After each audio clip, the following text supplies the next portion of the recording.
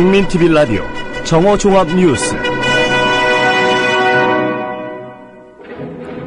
민주당은 박근혜 대통령이 과거 정치적 이슈 때문에 시급한 국정 현안들이 해결되지 못하고 있어 안타깝다고 발언한 데 대해서 동문서답이라고 비판했습니다. 국회는 오늘 13개 상임위원회를 가동해 올해 국정감사의 사실상 마지막 일정인 종합감사를 진행하고 있습니다. 박근혜 대통령이 국정원 대선 개입 국정조사가 진행 중이던 지난 7월 국정원 심리전단 서기관과 국군 사이버사령부에게 표창을 준 사실이 뒤늦게 알려졌습니다. 환경부에서도 국가보훈처 안보교육이 실시됐다는 의혹이 제기됐습니다. 이상은 이 시간 주요 뉴스입니다.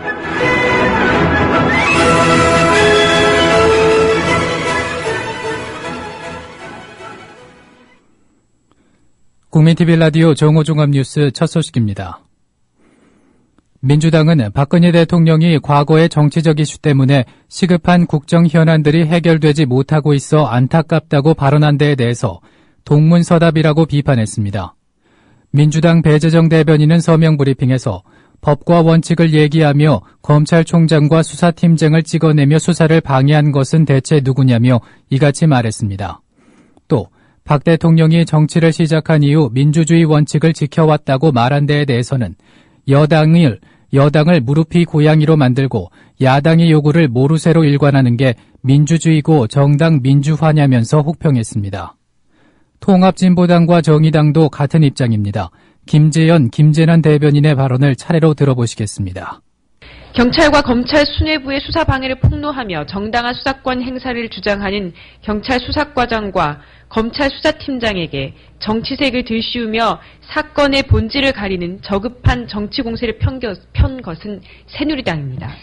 결국 윤석열 검사는 수사팀에서 배제되어 감찰을 받고 있고 최동욱 검찰총장을 내쫓은 자리에는 김기춘 비서실장이 아끼는 인물을 앉히겠다고 합니다. 이 모든 상황이 눈앞에 펼쳐지고 있는데 수사가 제대로 진행되고 의혹이 숨김없이 밝혀질 것이라 어떻게 믿을 수 있겠습니까? 국정원 사건을 엄정히 수사하려는 최동욱, 윤석열 등 검찰에 대한 정권 차원에서 공작의 칼날을 이미 휘두르고 난 뒤에 명확한 수사 결과를 강조하는 박근혜 대통령의 진정성을 과연 누가 믿겠습니까? 국민들은 박근혜 대통령이 오늘 밝힌 입장에서 불법 부정선거의 진상과 실체를 밝히려는 노력을 지속적으로 방해한 데 대해 가장 먼저 사과부터 하기를 바랍니다.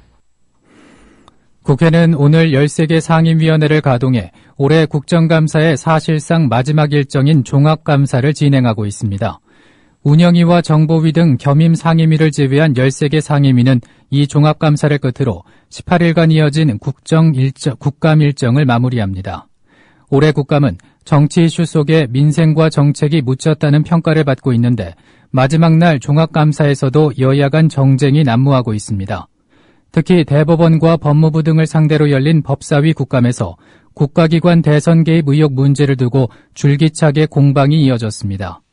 민주당 신경민 의원은 황교안 법무부 장관이 이른바 윤석열 찍어내기에 앞장섰다고 주장하면서 국정원 댓글수사팀장이 갑자기 바뀐 문제를 집중 추궁했습니다.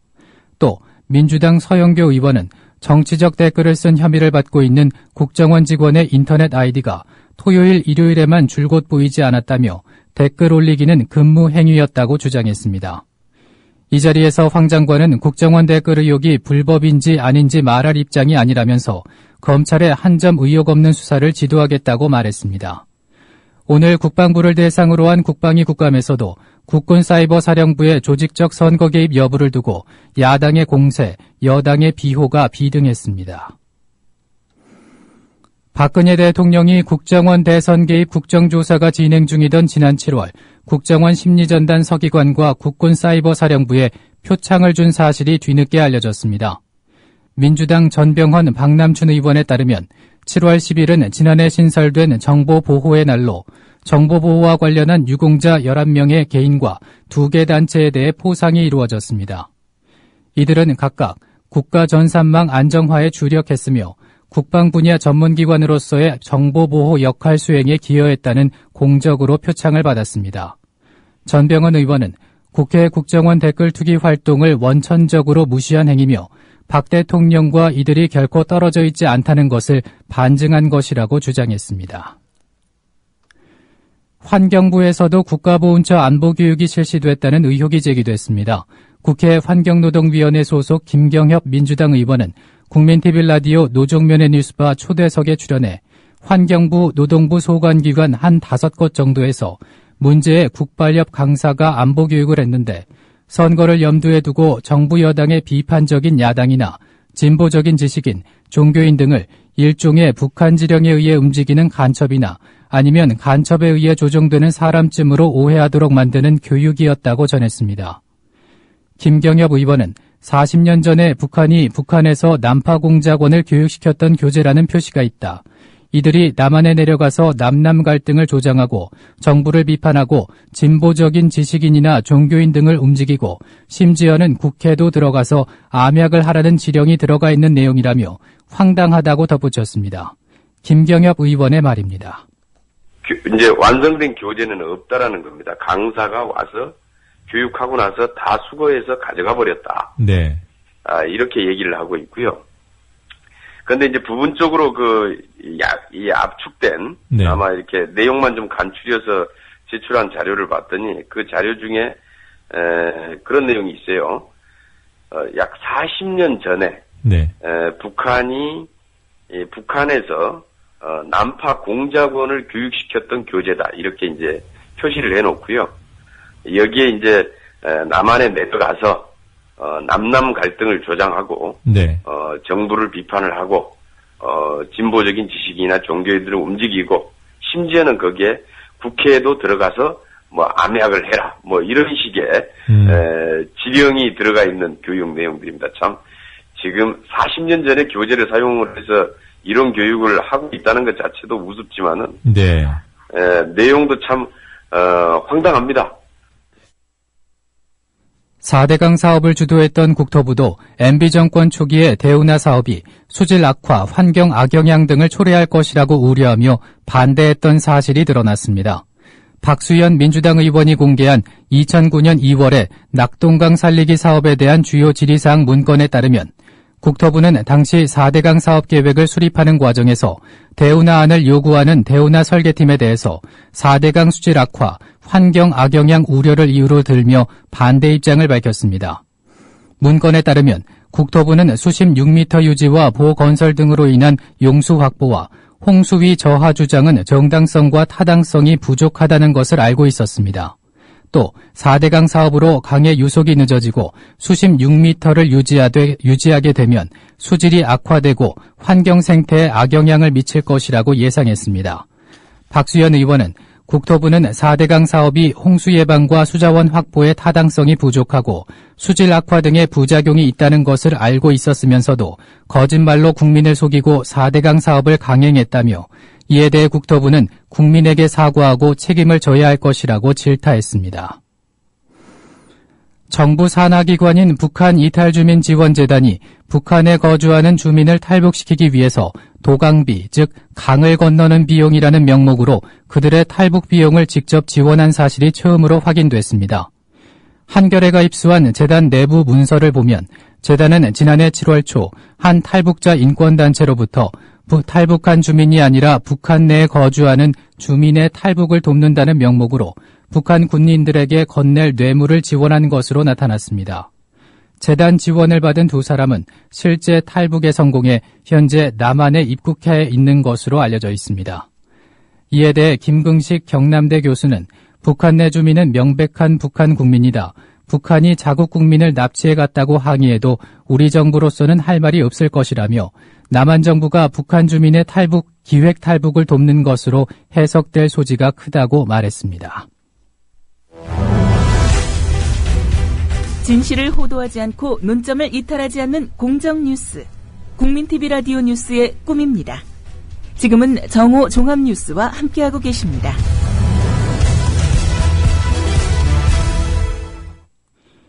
논평입니다. 홍영표 비망록 그래서 어쩌자는 것인가라는 제목으로 본방송 조상훈 사무국장입니다. 대선 1주년이 다가오는 때 우리는 왜 패배를 했고 무엇을 반성해야 하는지, 다시 저지르지 말아야 할 실수는 무엇인가에 대해 회고와 반성, 성찰과 복귀를 위해 비망록을 펴낸다. 비망록 출간이 성찰의 계기, 새로운 단결의 계기가 되기를 바랄 뿐이다. 비망록이라는 것을 펴내 파문을 일으킨 민주당 홍영표 의원이 밝힌 이른바 출간의 변입니다. 홍영표 의원은 민주당 내 친노 진영 핵심 인사로 꼽힙니다.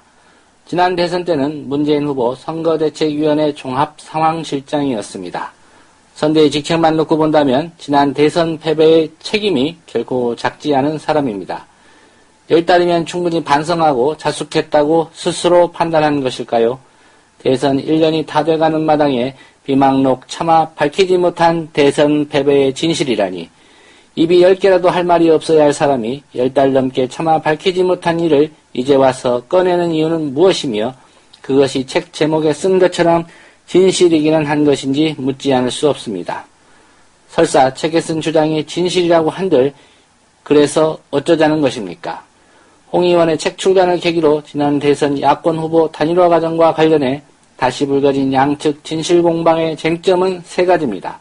안 후보가 단일화 협상 과정에서 문재인 후보에게 후보직을 양보하면 민주당에 입당하겠다고 제안한 사실이 있는가? 안 후보가 후보직 사퇴 후 문 후보 지원 조건으로 자신을 미래 대통령으로 지칭해 줄 것과 신당 창당 및 회신 정권을 요구한 사실이 있는가? 안 후보가 후보직을 사퇴한 것은 여론조사에서 불리했기 때문인가? 홍 의원에게 다시 묻습니다. 이 세 가지가 모두 진실이라면 지난 대선 결과가 바뀌기라도 하는 것입니까? 패자의 비참한 만시지탄이요 넋두리일 뿐입니다.